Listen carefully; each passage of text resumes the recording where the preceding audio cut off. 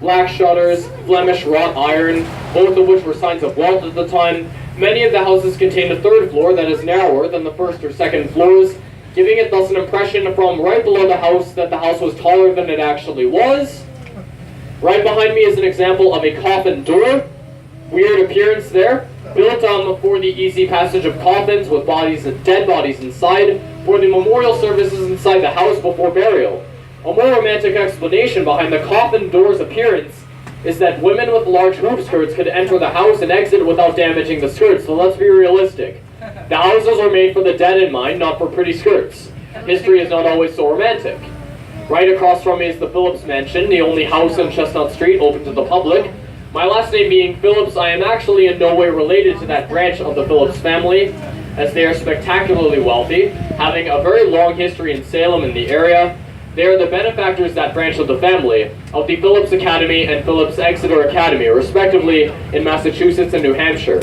Every year they give out $1 million scholarships solely on the interest of their trust fund to prospective college students.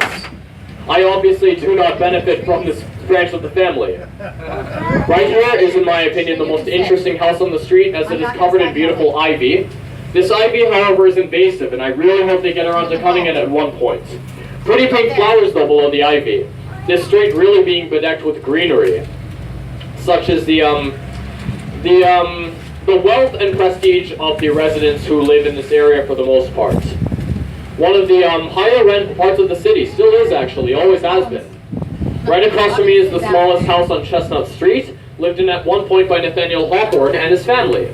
Across from that, right next to it actually, is fittingly the largest house on Chestnut Street. Beautiful, light yellow color, has 24 rooms on the inside, lived in by 2 people. You can imagine that they play the most impressive games of manhunt in history.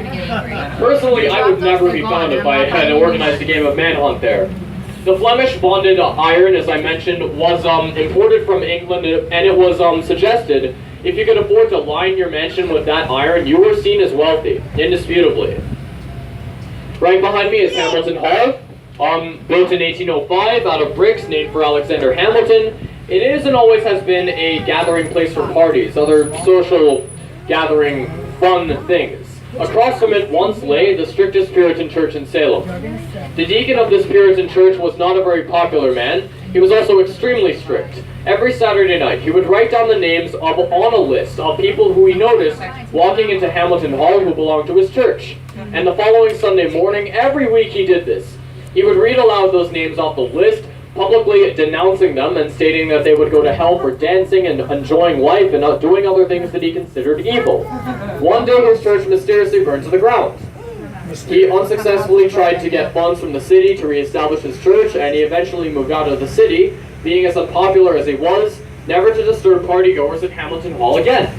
Right across from me is another fascinating door motif, the gossip door, separating the 2 sides of this house specifically, named the gossip door for the purpose of gossip by 2 women who lived on opposite sides of this house. They could actually talk amongst each other all day without having to stay inside the house, but also not having to actually go outside, especially on rainy days. Personally, I think we need to bring back that motif. It just looks really cool. The black shutters and also the ivy you could add, really, give the impression that you have a cool looking house. But I digress.